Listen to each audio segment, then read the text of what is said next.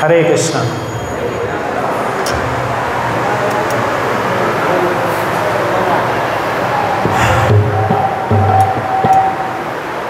आप सभी का पुनः आज की कक्षा में बहुत बहुत स्वागत है। उपस्थित सभी वरिष्ठ वैष्णवों से गीतामृत प्रभु एवं सभी वरिष्ठ वैष्णवों से आशीर्वाद की याचना करते हुए कि आज भगवान के इस प्रांगण में, इस्कॉन दिल्ली के इस प्रांगण में भगवान का हरि कथा का गुणगान करने की इच्छा जाहिर करूं। भगवान का कथा ऐसा कहा गया है, इतना अनमोल है। उसको एक भागवत में एक श्लोक आता है जिसमें वर्णन किया जाता है, अगर जैसे आज हम देखें कि चंद्रयान में, जैसे इसरो ने बताया चंद्रयान सक्सेसफुली पहुंच गया है ना चांद पे, तो पूरी पृथ्वी को अगर हम देखेंगे, पृथ्वी बहुत बड़ी है, बहुत बड़ी पृथ्वी है। पूरी पृथ्वी को अगर हम ऐसे चूरा बना दें, डस्ट पार्टिकल्स का ऐसे चूरा बना देंगे, है ना, एकदम फाइनर डस्ट पार्टिकल्स,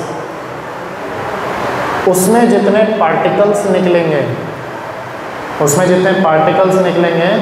उससे भी ज़्यादा भगवान की लीला कथाएं हैं। तो तीन चीज़ों से कंपेयर किया गया है। पहला तो ये है कि पृथ्वी को अगर पाउडर फॉर्मेट में रखा जाए, जितने पार्टिकल्स निकलेंगे उससे ज़्यादा भगवान की सुंदर लीलाओं का गुणगान है। राधा पार्थ सारथी के, सीताराम लक्ष्मण हनुमान के गुणगान। दूसरा बताया गया है, ये आकाश, अभी तो बारिश हो रही है, वरना जब साफ बादल नहीं होता है तो इतना सुंदर, इतना बड़ा आकाश दिखता है, इतने सारे चांद सितारे दिखते हैं, है ना। तो इतने बड़े आकाश को अगर हम कागज़ के रूप में इस्तेमाल करेंगे तो भी भगवान की कथाएं जो है अंत नहीं होंगी। इतनी भगवान की अनंत कथाएं हैं, अनंत कथाएं, अनंत गुणगान। और दूसरा कहा गया है, पूरे पृथ्वी पे जितने भी समुद्र के कण, हमारा पृथ्वी जो है 3/4 भाग जो है पृथ्वी का समुद्र से भरा हुआ है, पानी ही पानी है। तो ये सारे पानी को अगर मैं पेन में स्याही के रूप में यूज़ करूँ, इंक के रूप में यूज़ करूँ और उसे लिखना चाहूँ भगवान का गुणगान, तो भी ख़त्म नहीं होगा। इतने महान है मेरे राधा कृष्ण का गुणगान, राधा पार्थ सारथी का गुणगान। हम ऐसे प्रांगण में बैठे हैं, राधा पार्थ सारथी अर्थात ऐसे भगवान जो कि कोई सीईओ की भूमिका में नहीं है, कोई मास्टर के भूमिका में नहीं है, कोई बड़े कंपनी के मालिक के भूमिका में नहीं है। क्या है? हालांकि पूरे सृष्टि के अधिष्ठाता देव हैं। गोविंदम आदि पुरुषम तमहम भजामि। पूरी सृष्टि जिनका भजन करती है, जिनका गुणगान करती है, सारे देवताओं के जो स्रोत हैं वह क्या है? पार्थ के, पृथा पुत्र पार्थ अर्जुन के सारथी बने हुए हैं, सारथी। तो आज की कथा एक ऐसे ही भक्त वत्सलता का गुणगान करते हुए कथा है। भगवान की भक्त वत्सल लीलाओं का गुणगान करते हुए कितने आतुर होते हैं भगवान अपने भक्तों को बचाने के लिए। भगवान अपने भक्तों को बचाने के लिए कितने आतुर होते हैं, कितना प्लानिंग करते हैं भगवान अपने भक्तों को बचाने के लिए, भक्तों की रक्षा के लिए कितना प्लानिंग करते हैं। तो ऐसा कभी नहीं सोचना चाहिए कि हमारी भक्ति, हमारा प्रार्थनाएं विफल हो सकती है। इतने सारे लोगों में क्या भगवान हमारी प्रार्थना सुन रहे होंगे? क्या भगवान हम जो भी उनसे प्रार्थना कर रहे हैं, उनसे रिक्वेस्ट कर रहे हैं, इतने सारे लोगों में क्या हमें ध्यान दे रहे होंगे भगवान? एक एक जीवात्माओं पे उनकी बारीक नज़र होती है, और स्पेशली जो मंदिर में आके उनसे प्रार्थना कर रहे होते हैं। इसलिए कहा गया है, प्रतिमा नहीं तुम्हें साक्षात ब्रजेंद्र नंदन। यह प्रतिमा नहीं है, ये साक्षात ब्रजेंद्र नंदन स्वयं राधा कृष्ण, राधा पार्थसारथी स्वयं खड़े हैं। उनकी बहुत अच्छी तरह से जो है स्थापना हुई है, स्वयं ये खड़े हैं। तो अभी आज नित्य प्रकार की तरह जो भगवद गीता सेशन होता है, भगवद गीता की कथा ना होकर जन्माष्टमी क्योंकि नज़दीक आ रहा है, 2 हफ्ते ही बचे हैं। बलराम जयंती 31 तारीख को रहेगी, 27 तारीख से झूलन यात्रा चालू होगी। आप सब लोग यहाँ पे आके झूलन यात्रा का लाभ ले सकते हैं, भगवान को झूले में झूलते हुए देख सकते हैं। 1 हफ्ता यह चलेगा। फिर 31 को बलराम पूर्णिमा है और 7 तारीख को जन्माष्टमी है, स्वयं भगवान आविर्भाव होने वाले हैं। तो एक सुंदर सी लीला भगवान की कथा का गुणगान करते हुए आज बोलने का प्रयास करूँगा। उसके पहले भगवान से प्रार्थना करते हुए नमन करेंगे।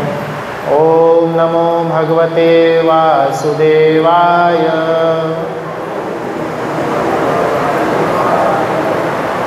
ओम नमो भगवते वासुदेवाय।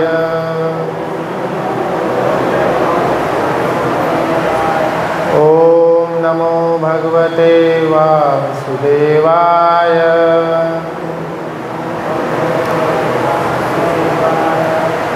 नारायणं नमस्कृत्यं नरं चैव नारायणं नमस्कृत्यं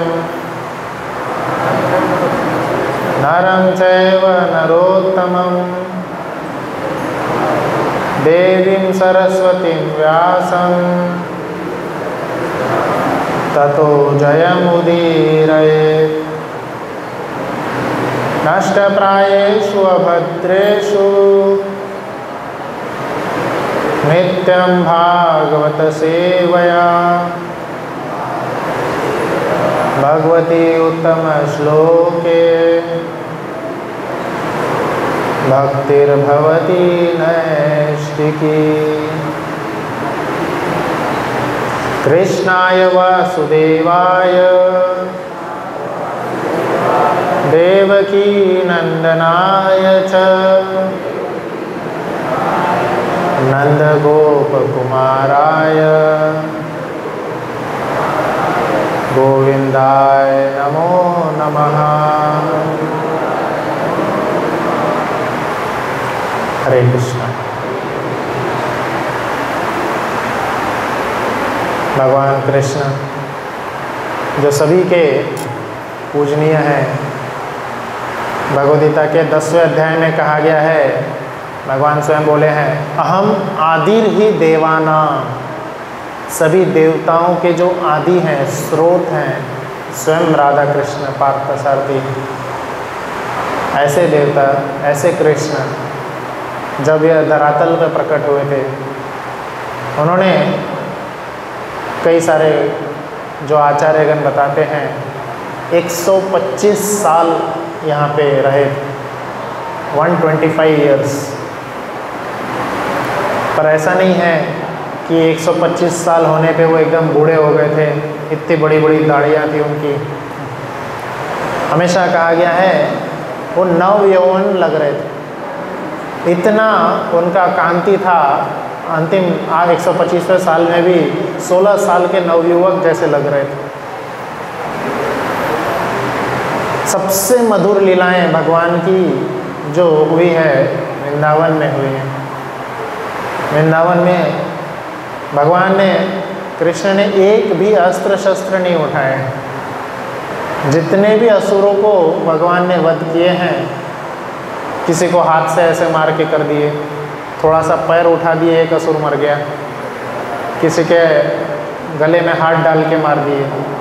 एवं प्रकार से एक अस्त्र शस्त्र भी उन्होंने नहीं उठाए। प्रथम अस्त्र जो उठाए मथुरा जाने पर, जो धनुष उन्होंने भंग किए, वो धनुष में उनका प्रथम अस्त्र था। तो उसके पहले तक भगवान की सारी लीलाएं जो है बहुत ही मधुर, एकदम प्यारी प्यारी सी लीलाएं हैं। तो आज हम लोग अघासुर का वध कैसे होता है इस पे चर्चा करेंगे। अघासुर लीला के वध की चर्चा करेंगे। यह अघासुर वध जो है 3 मुख्यतम भगवान के गुणों को दर्शाता है। भगवान के 3 मुख्य गुणों को हम इस लीला में देखेंगे। सबसे प्रथम गुण जो हम देखेंगे भगवान की, वह है भगवान कितने ज़्यादा भक्त वत्सल है, भक्तों की रक्षा करने के लिए कितने आतुर होते हैं। भक्त वत्सलता का गुण देखेंगे। दूसरा हम देखेंगे भगवान कृष्ण जो है कितने ज़्यादा पावरफुल है, शक्ति, भगवान की असीम शक्ति देखेंगे, असीम शक्ति। और तीसरा जो इस लीला के माध्यम से भगवान ने दर्शाए वह है भगवान का दिव्यता, भगवान की दिव्यता को देखेंगे, कितने दिव्य है। भक्तवत्सलता, असीम शक्ति और दिव्यता। तो यह जो लीला होती है अघासुर की लीला, यह उस समय की बात है जब भगवान 5 साल के थे। 5 साल की अवस्था में यह लीला हुई थी। और ये लीला बहुत ही ज़्यादा स्पेशल है ना। किस एंगल से?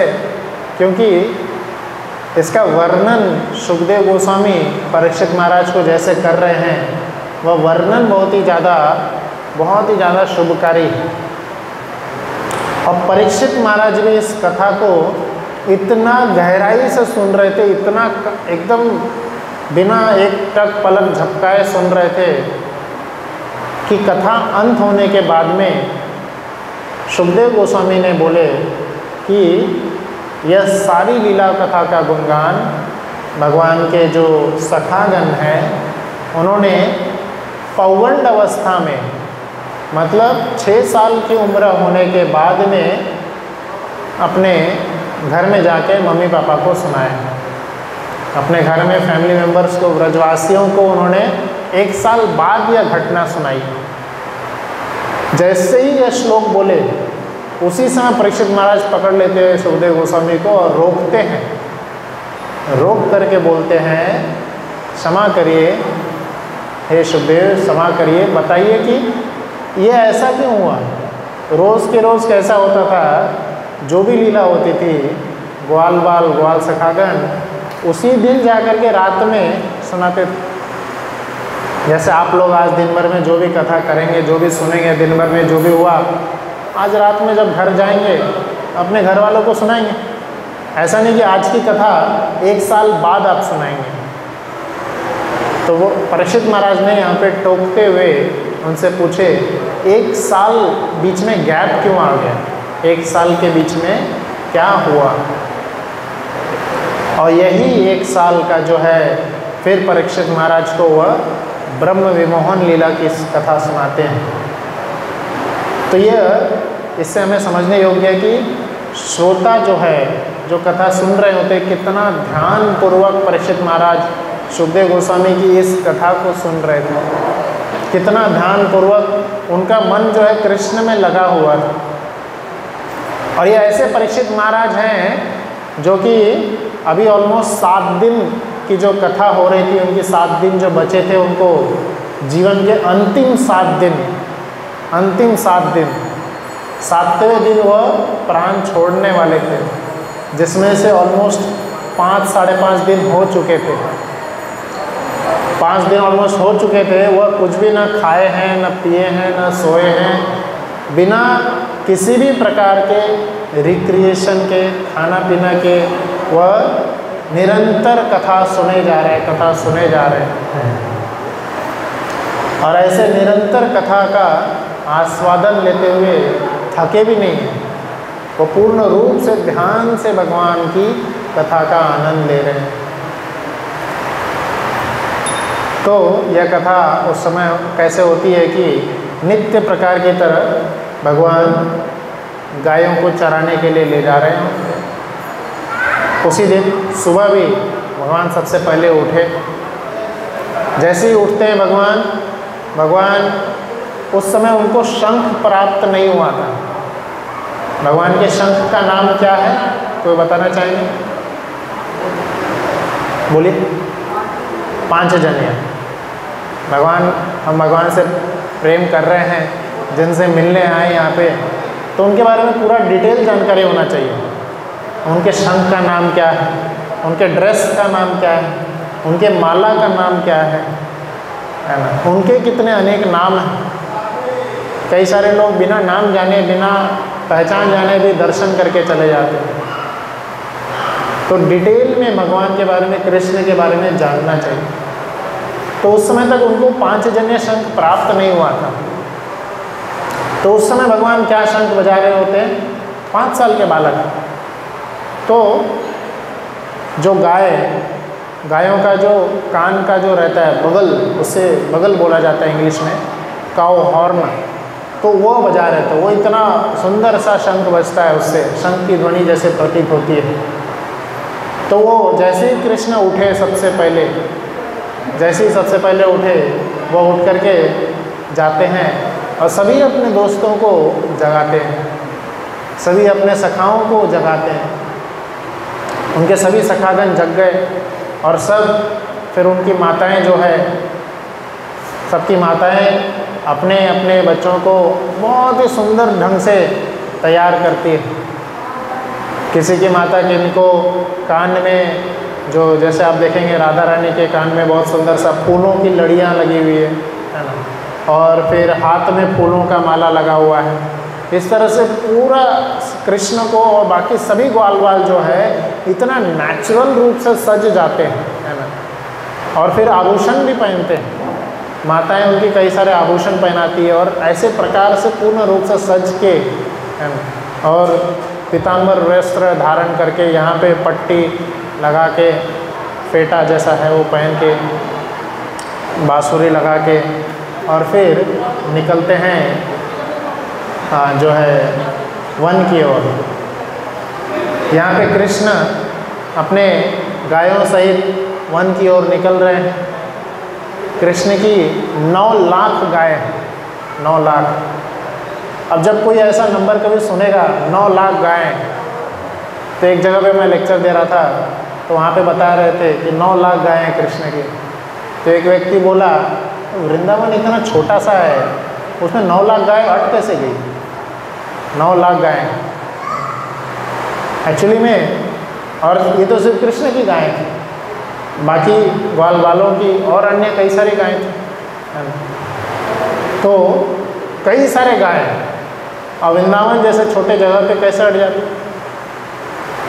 इसलिए भगवान से संबंधित कोई भी चीज़ होता है ना, वह चिन्मय होता है, चिन्मय होता है। हम अपनी छोटी बुद्धि से भगवान से संबंधित चीज़ों को नहीं समझ पाएंगे। छोटी सी बुद्धि पे भगवान से संबंधित चीज़ों को कतई नहीं समझ पाएंगे। एक बार नारद मुनि ने भगवान का गुणगान करते हुए 2 लोगों को भगवान का एक ऐसा कथा सुनाए। एक भगवान के पुजारी थे और एक कॉबलर थे, मोची। तो पुजारी को उन्होंने दोनों को सेम कथा सुनाए। दोनों ने भगवान नारद मुनि से पूछे, हे नारद मुनि, आपका तो वैकुंठ आगमन होते रहता है, भगवान के दरबार में आप जाते रहते हैं, तो भगवान वहाँ क्या कर रहे थे? आज आप वहाँ से आए, भगवान क्या कर रहे थे? तो नारद मुनि बोले कि आज भगवान सुई, जैसे ये माला है, तो माला को सुई धागा में डाल के फिर कई सारे पंखुड़ियाँ उसमें पिरोई गई। तो सुई का जो छेद होता है, आप सबने कभी अगर सिलाई किए होंगे, तो सुई के छेद में धागा डालना भी बहुत मुश्किल होता है। ऐसे बहुत बारीकी से देख करके हम धागा डालते हैं। नारद मुनि बोल रहे थे कि भगवान वैकुंठ में क्या कर रहे हैं? सुई के छेद में हाथी को घुसा रहे हैं, सुई के छेद में हाथी को घुसा रहे हैं। तो यह सुनकर जो ब्राह्मण हैं वो बहुत आश्चर्य हो गए। बोले ऐसा कैसे हो सकता है, ये कुछ भी आप झूठ बोल रहे हैं, ऐसा नहीं हो सकता। हाँ, आप लोग कुछ भी बोलते रहते हैं, है ना, आप भगवान को कुछ ज़्यादा ही चढ़ा देते हैं, इतना सब थोड़ी कुछ कर सकते हैं भगवान, है ना। हाँ है भगवान, तो इतना नहीं कुछ कर सकते, सुई की छेद में हाथी कैसे घुस जाएगा। तो इस तरह से उनका विश्वास ही नहीं था भगवान पे। जैसे आजकल साइंटिस्ट को भरोसा है कि चंद्रयान पहुंच गया चांद पे, चंद्रयान चांद पे पहुंच गया, तो हम देख सकते हैं चंद्रयान को मॉनिटर करने के लिए कितनी सारी एनर्जी लगी है, कितना करोड़ों रुपए खर्च करके कितने सारे पैरामीटर्स लगा करके यहाँ से मॉनिटर किया जा रहा है ना। और भगवान से ही प्रार्थना कर रहे हैं कि सही जगह पे पहुँचा देना। तो इतने सारे पैरामीटर्स लगा के हम एक छोटे से चंद्रयान को मॉनिटर कर रहे हैं, तो कितने सारे प्लैनेट्स जो हैं ऐसे ही भगवान जो है यूनिवर्स में चला रहे हैं। So many planets are floating in the universe without any monitoring. तो क्या इसके पीछे कोई सुप्रीम इंटेलिजेंस नहीं है? हमें ध्यान देना चाहिए। कोई तो होगा जो इतने सारे प्लैनेट्स को विदाउट एनी कंट्रोल रूम के बिना मॉनिटर किए जा रहा है। कोई भी प्लैनेट एक दूसरे से क्रैश नहीं हो रहे, कोई भी प्लैनेट्स को पीछे से मॉनिटर रूम की ज़रूरत नहीं पड़ रही, है ना, सब आराम से घूम रहे हैं। कितने सारे न्यूज़ हमने सुने हैं, मैं बचपन से कितने न्यूज़ सुनते आ रहा हूँ कि कोई एक एस्टेरॉयड आ रहा है, वो धरती पे गिरेगा और धरती पे बहुत बड़ी तबाही होने वाली है। आज तक कोई भी गिरा है और आगे भी कभी नहीं गिरेगा। क्यों? क्योंकि उनकी मॉनिटरिंग जो है पार्थसारथी के हाथ में है। कोई भी कभी भी क्लैश नहीं होगा। तो वैसा ही नास्तिक जैसा कंक्लूजन जो है वो ब्राह्मण दे रहे थे। पर वही सेम जो नारद मुनि ने यही सेम चीज़ एक भक्त मोची जो भक्त था, कार्य से नीचे श्रेणी पे था, पर उनको जाके यह कथा सुनाए। मोची बोलते हैं कितने महान मेरे भगवान हैं, कितने महान मेरे भगवान हैं, कितने अद्भुत कार्य वो कर सकते हैं, अद्भुत अद्भुत, कितना अद्भुत कार्य। तो नारद मुनि बोले आपको विश्वास है?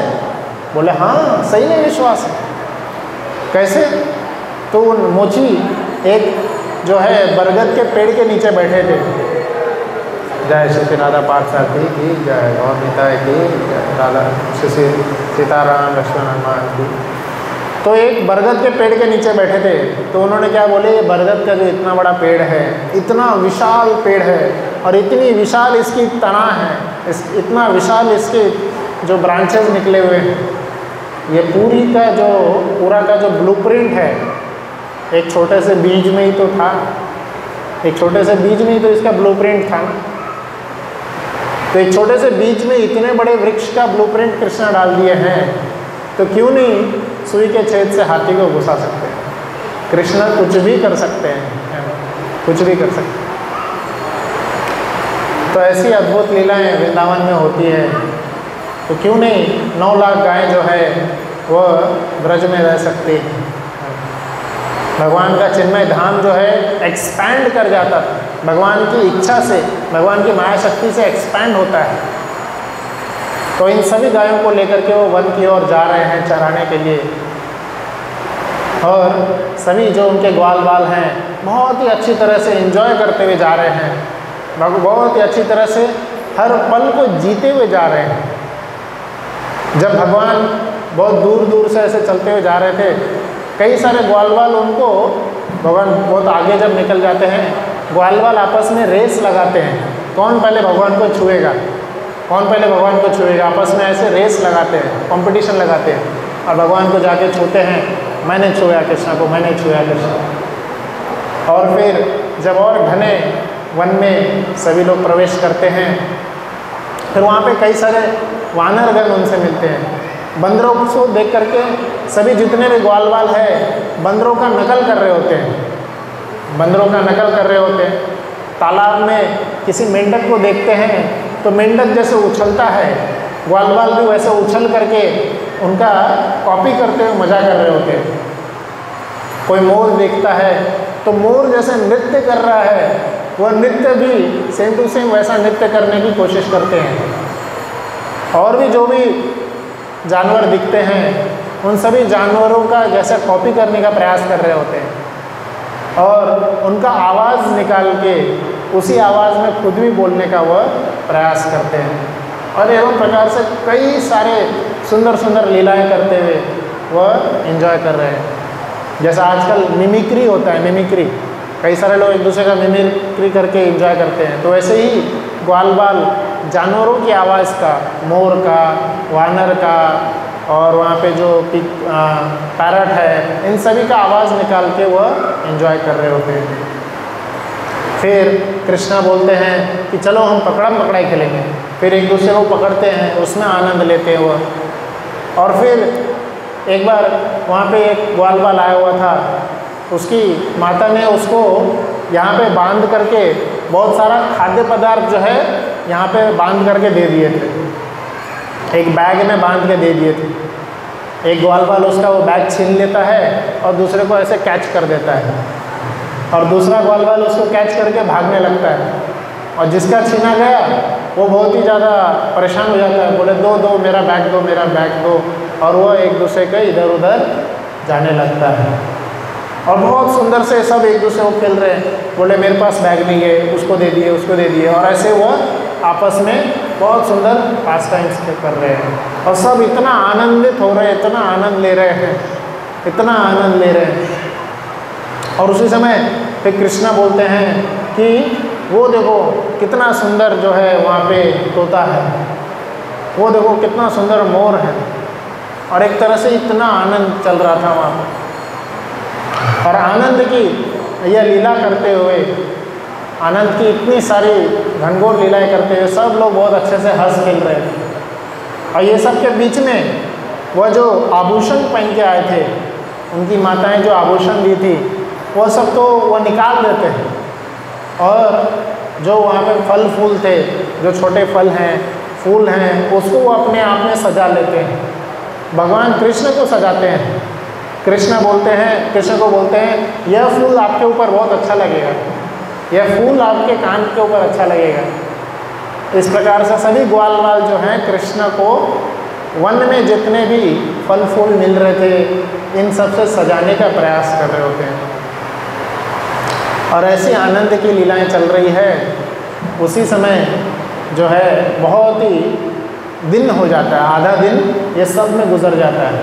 सुबह वो गाय चराने निकले थे, सुबह से चराते चराते ये सब आनंद की लीलाएं करते हुए वह क्या करते हैं, दिन हो जाता है। और जब सुखदेव गोस्वामी इन सभी लीलाओं का वर्णन कर रहे हैं परीक्षित महाराज से, परीक्षित महाराज इन सभी ग्वाल बालों के भाग्य को बहुत ही ज़्यादा धन्यवाद दे रहे हैं। बोल रहे हैं कितने सौभाग्यशाली हैं यह सब ग्वाल बाल, जिनसे काल भी भयभीत है। भगवद गीता में कृष्ण बोले कालोस्मि, काल भी जिनसे भयभीत है, ऐसे भगवान के संग में ये खेल रहे हैं।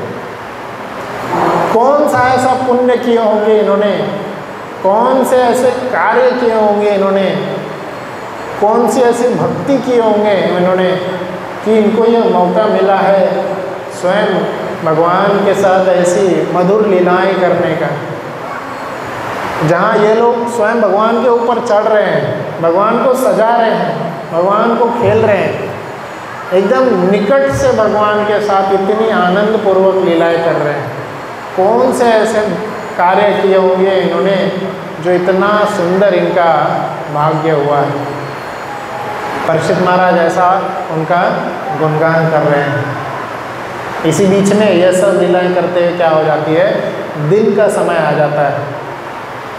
और वहीं पे फिर एक असुर आता है, अघासुर।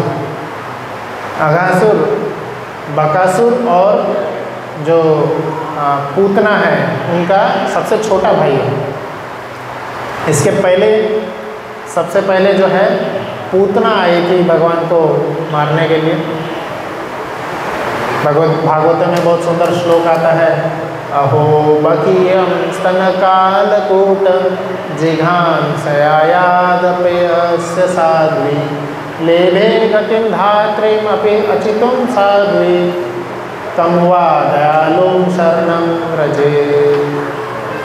सुखदेव गोस्वामी बोलते हैं इनसे बड़ा दयालु और कौन है जिन्होंने अपने स्तन में विष लगा के आए भगवान को मारने के लिए, अपने स्तन में कालकूट नाम का विष लगा के भगवान को मारने आए थे। ऐसे क्रूर राक्षसनी को, बाल घातनी को, कोई अपने नाम के पीछे इंजीनियर टैग लगाता है ना, इंजीनियर, डॉक्टर, लॉयर, यह सब अपने नाम के पीछे टैग लगाते हैं। सुखदेव गोस्वामी जय श्री लक्ष्मी नरसिंह देव प्रहलाद महाराज की जय। सुखदेव गोस्वामी पूतना के पीछे टैग लाइन क्या लगा रहे हैं, एडजेक्टिव क्या लगा रहे हैं, बाल घातनी। छोटे छोटे बालकों को मारने वाली ये बाल घातनी पूतना जो कालकूट नाम का जहर लगा के भगवान को मारने आई थी, ऐसी पूतना को भगवान ने धात्री का पोजीशन दे दी। लेभे गतिं वा धात्री मच्युत, धात्री अर्थात माता का स्तर दे दी। किस वजह से?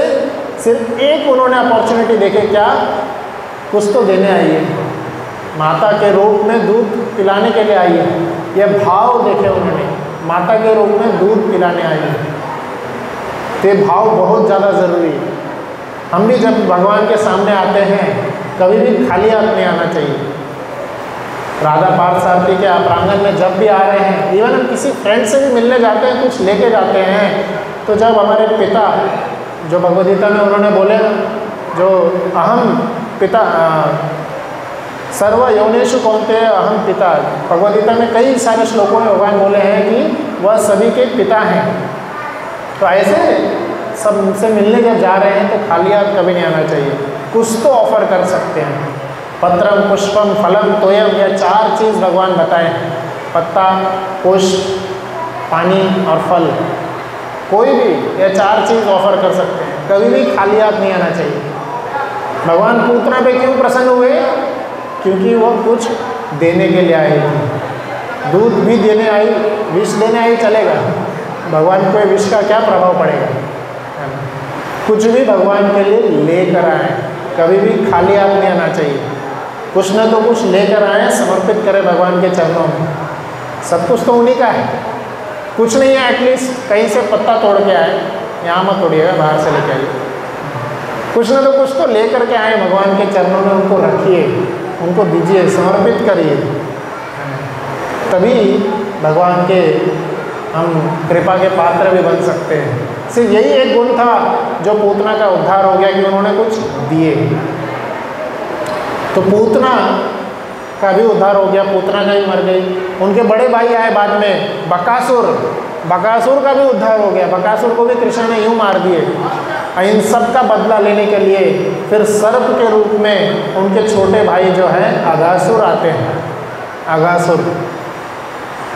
तो यहाँ पे आचार्यगण यह प्रश्न उठाते हैं कि जब भगवान की इतनी सुंदर लीलाएं चल रही होती है, इतनी सुंदर दिव्य लीलाएं चल रही होती है, तो कैसे कोई असुर जो है भगवान की लीला में बाधा बन सकता है? कैसे कोई असुर बीच में आ सकता है? तो इसका उत्तर देते हुए विश्वनाथ चक्रवर्ती ठाकुर बताते हैं कि एक्चुअली ये सब लीला करते हुए दिन का समय हो चुका होता है। तो सभी ग्वाल बाल अपने लीलाओं में इतना मग्न हो गए होते हैं, इतना मग्न होते हैं, उनको खाने का समय पता ही नहीं चलता कि खाने का समय हो गया। जैसे स्कूल में हम जाते हैं तो लंच का घंटी बजता है, चलो अभी लंच टाइम हो गया, तो फिर सब लोग लंच निकाल के खाते हैं। तो उस समय ऐसा घंटी बजाने वाला कोई था नहीं ना, तो इसलिए बीच में भगवान की योग माया शक्ति से असुर आ जाते थे और असुर का भगवान नष्ट करते थे और फिर भगवान फिर अलग लीला में प्रस्थान करते थे। कौन सी?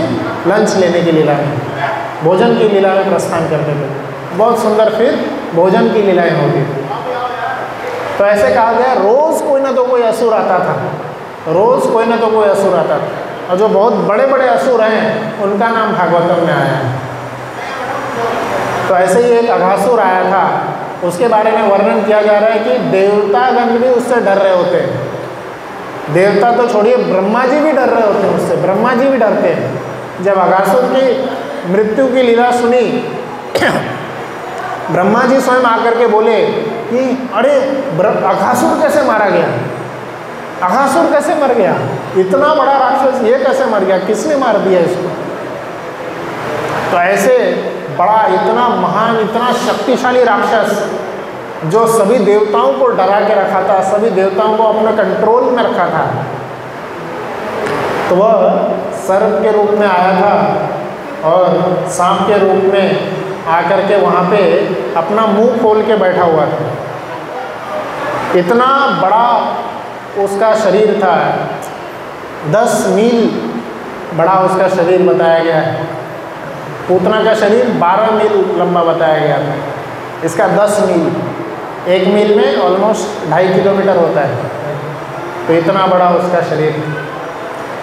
फिर अघासुर आते हैं और वह अपना मुंह खोल करके बैठ जाते हैं। जो भगवान के भक्तगण, ग्वाल सखागण जिस रास्ते से लीला करते हुए जा रहे थे, उसके बहुत आगे जा कर के सर्प वो जो है वो अपना मुंह खोल के बैठ जाते हैं।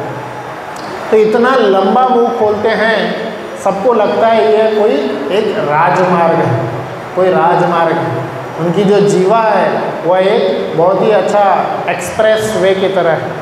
आजकल जैसे एक्सप्रेस वे बन रहा है ना, एक्सप्रेस वे की तरह है। और उसके ऊपर उनके जो दांत थे वह किसी पर्वत के समान लग रहे थे, पर्वत समान दांत। और इतना विशाल उसका ऊपर का मुंह था, नीचे का जबड़ा नीचे था और ऊपर का जो इतना विशाल मुंह था वह ऊपर के लोगों को स्पर्श करता हुआ प्रतीत हो रहा था। इतना विशाल सर्प, और उसके मुख से ऐसी दुर्गंध निकल रही थी, क्योंकि सर्प जो है कई सारे जानवरों को, कई सारे प्राणियों को ग्रहण कर लेता था, खा लेता था। तो सबका जो दुर्गंध है उसके मुख से आ रहा था। पर फिर भी इतना डरावना सीन होने के बावजूद भी, इतना डरावना सीन होने के बावजूद, सामने में सर्प लेटा हुआ है। हम में से, हमारे सामने अगर गलती से छोटा सा सांप भी आ जाएगा, हम बहुत ही ज़्यादा डर जाएंगे और अपने प्राण बचाने का सोचेंगे। हम क्या, स्वयं देवता भी अपने प्राण बचाने का सोच रहे थे, इतना बड़ा सर्प आ गया था। पर ग्वाल बाल वह जब आगे बढ़ रहे हैं, उन्होंने देखे इतना बढ़िया सांप, इतना बड़ा राजमार्ग, थोड़ा आश्चर्य हुआ उनको। कई सारे ग्वाल बाल आपस में वार्तालाप करते हैं कि आश्चर्य की घटना है, इतना ऐसा सर्प कैसे आ गया यहाँ पे। उस आश्चर्य की घटना में पर उनको विश्वास होता है कृष्ण पे, उनको कृष्ण पे विश्वास होता है। और बहुत सुंदर श्लोक आता है भागवतम में, सुखदेव गोस्वामी बता रहे हैं क्या श्लोक बोल के, क्या वचन बोल करके वह विश्वास किए। ग्वाल बाल बोल रहे हैं, क्या हुआ अगर ये कोई असुर हुआ तो, अगर ये कोई असुर भी हुआ, जैसे कृष्ण ने पहले बकासुर का वध कर दिया, इतने सारे महान असुरों का वध कर दिए, उसी प्रकार से इसको भी वध कर देंगे, क्या चिंता है ना।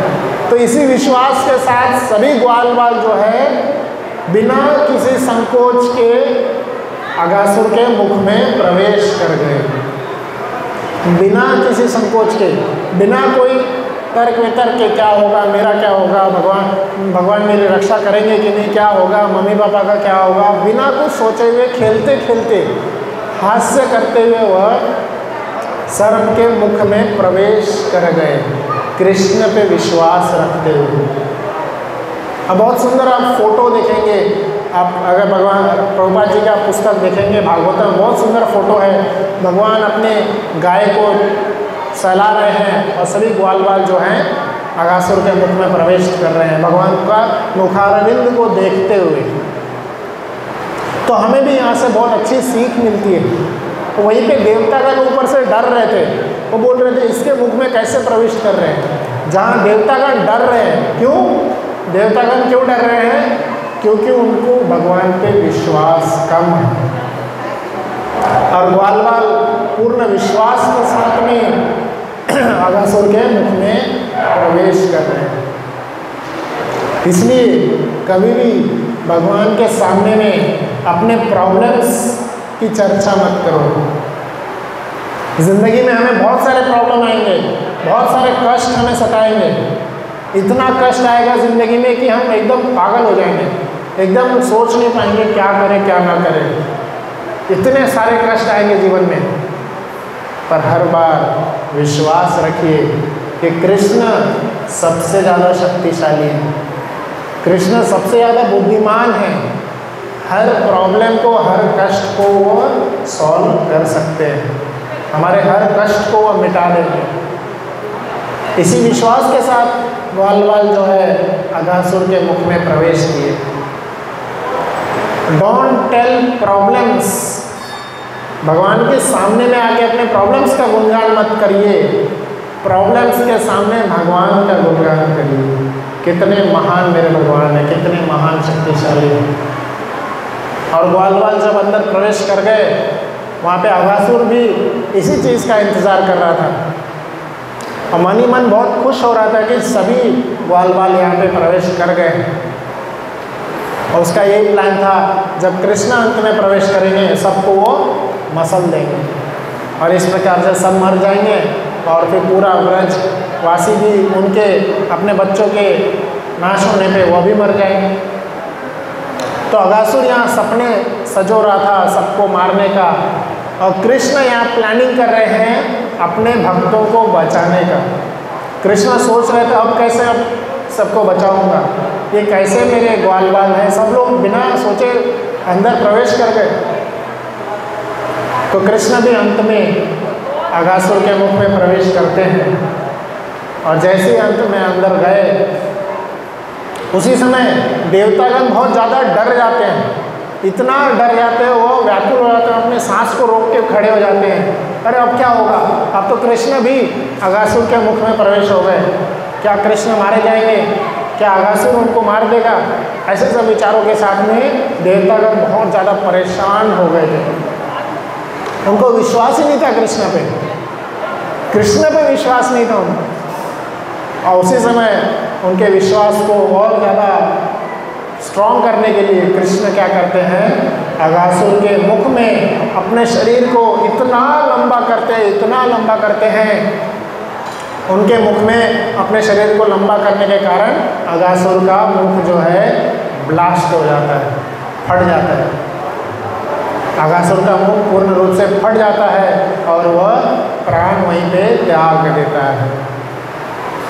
और तत्पश्चात फिर सभी ग्वालवाल जो है बाहर निकलते हैं और सभी उस समय फिर कृष्ण अपनी सुंदर नैनों से, कमल जैसे नैनों से सभी ग्वालवाल मर चुके थे, सभी ग्वालवाल अपने प्राण त्याग दिए थे, ग्वालवाल गाय सब।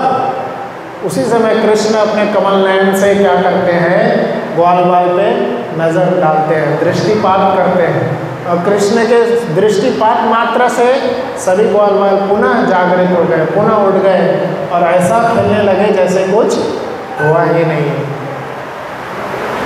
तो ऐसी बहुत सुंदर यह लीलाएँ भगवान की चली। और उसके बाद में जैसे सभी ग्वालवाल उठ गए, फिर से सभी ग्वालवाल बोलते हैं कि अब तो बहुत खेल लिए, अब हम थक गए हैं, अब हम क्या करेंगे, लंच करते हैं, जाके कुछ भोजन करते हैं।